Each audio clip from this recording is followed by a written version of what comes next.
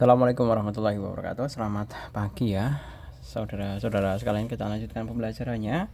Pak Jul akan menerangkan sedikit mengenai katabolisme karbohidrat. Kalau yang kemarin kita sudah bahas yang aerob atau yang dengan oksigen, sekarang yang anaerob. Jadi respirasi anaerob adalah proses pembebasan energi yang tersimpan dalam bahan bakar organik melalui serangkaian reaksi tanpa menggunakan oksigen. Nah, ini tanpa adanya O2. Nah, contoh dari reaksi anaerob dari katabolisme karbohidrat itu sendiri adalah yaitu yang pertama fermentasi alkohol dan juga fermentasi asam laktat. Nah, di sini prosesnya ya. Fermentasi alkohol itu biasa kita temukan pada sel jamur untuk pembuatan tape maupun minuman anggur. Nah, sedangkan sel otot hewan fermentasi asam laktat itu biasa ditemukan pada sel otot hewan maupun manusia. Nah, jadi kalau misalkan kita lari-lari, kalau lari-lari kita bernapasnya kan kesulitan dengan menghirup oksigen yang langsung banyak itu kan kesulitan. Makanya kita kan kalau lari-lari itu kan kayak nafasnya tersengal-sengal, itu menunjukkan oksigen itu memang benar-benar susah masuk. Seperti itu. Nah, akibatnya apa? Walaupun oksigen tidak susah masuk ke dalam tubuh kita, kan tetap tubuh kita butuh pembakaran. Nah, pembakarannya menggunakan apa? Yaitu pakai mekanisme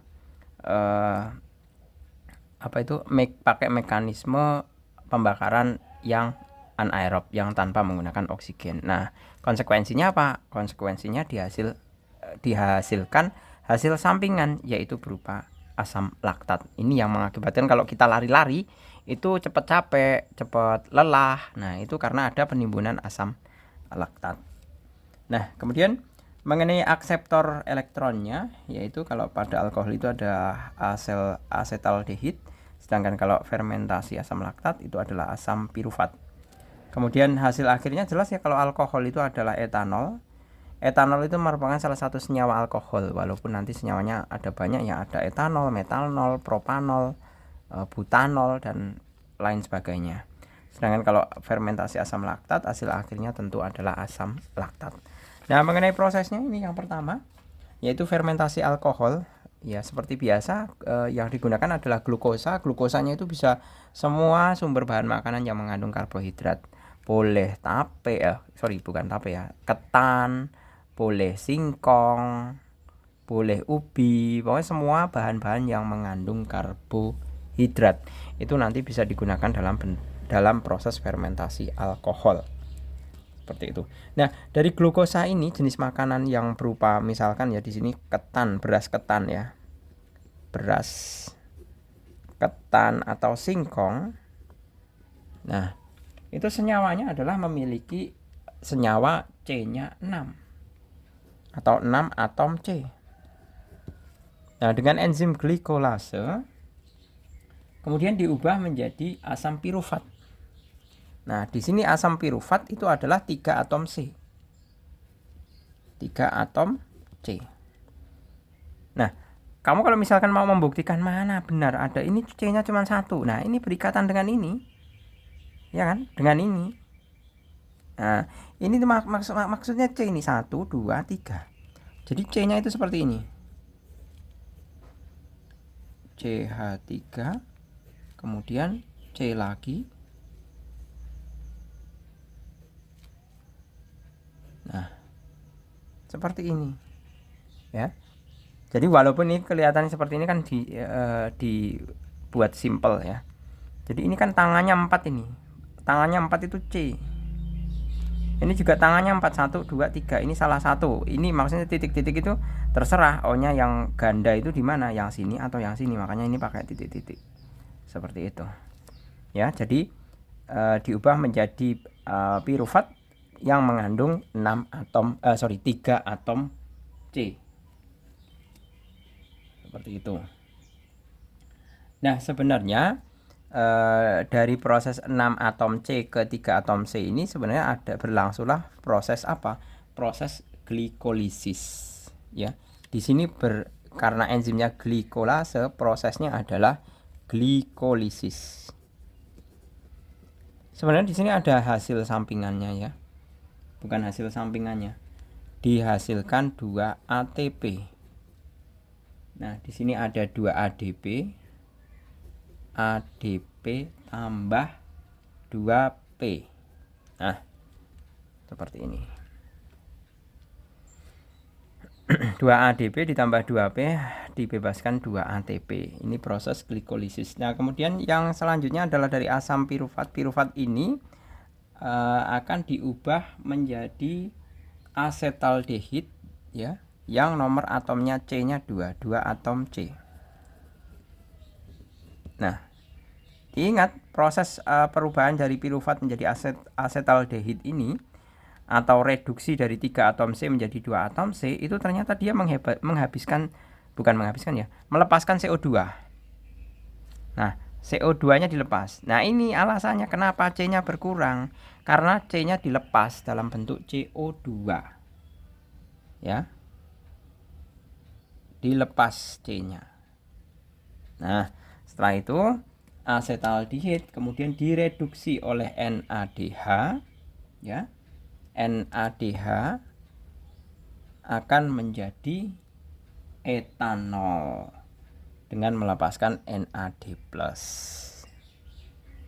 Oke, seperti itu. Ini adalah simpel sekali ya untuk mengenai fermentasi alkohol. Jadi glukosa diubah menjadi pirufat, pirufat diubah menjadi asetaldehid, kemudian asetaldehid diubah menjadi etanol. Etanol C-nya tetap 2 ya. Etanol ini C-nya tetap 2. Ini C1, C2-nya ada di sini. Kan ini tangannya 4, 1 2 3 4.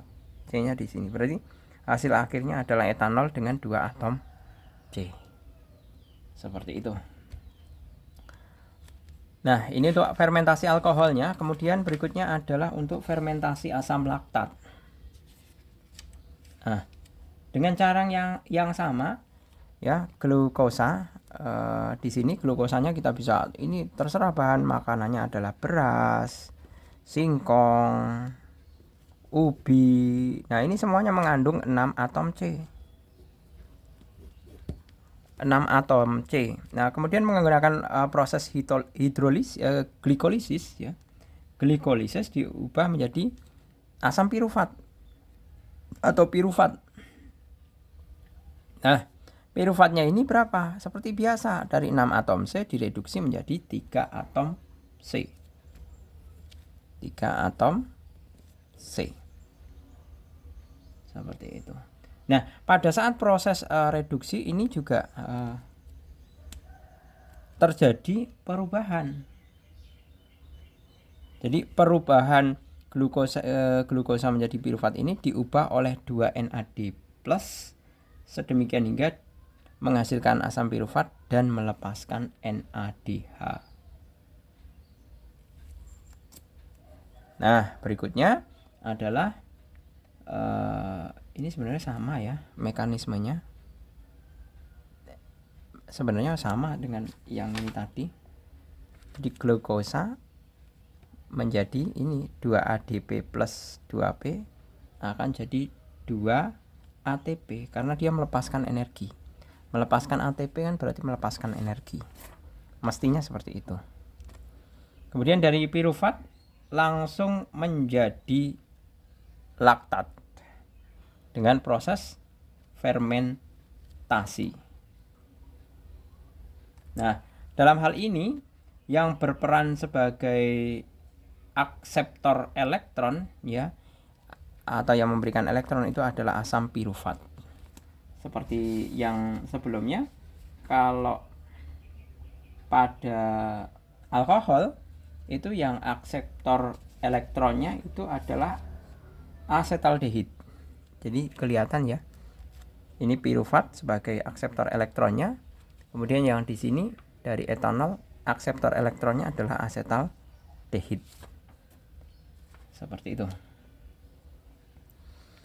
Nah, dihasilkanlah laktat, 2 laktat dengan atom C-nya juga tetap 2 ya. Dari 3 atom C menjadi 2C. 2 atom C. Seperti itu.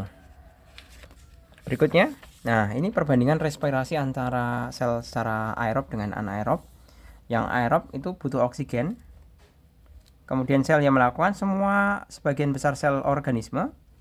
Jumlah energinya jelas tinggi ya, 38 molekul ATP. Kemudian produknya itu karbon dioksida, hasil respirasi kan jelas karbon dioksida, air dan ATP. Tempat reaksi sitoplasma mitokondria. Tahapan reaksi, nah ini glikolisis ada 4, 1, 2, 3, 4, ada 4 ya.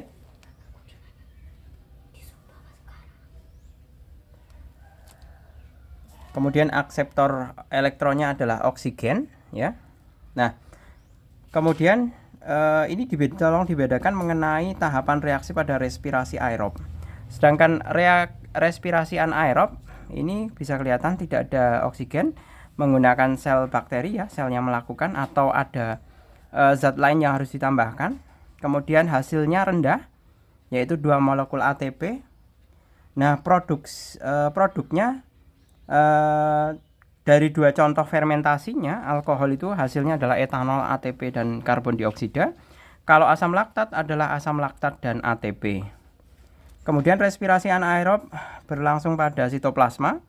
Prosesnya tahapannya hanya 2 reaksi, glikolisis dan transport elektron ya, bedakan kalau aerob 4 tahap, anaerob 2 tahap. Kemudian respirasi anaerob itu akseptor elektronnya adalah asam pirufat untuk asam laktat, sedangkan yang fermentasi alkohol akseptor elektronnya adalah asetaldehid. Seperti itu. Oke gitu ya, saya rasa cukup, semoga bermanfaat. Terima kasih, selamat pagi. Assalamualaikum warahmatullahi wabarakatuh.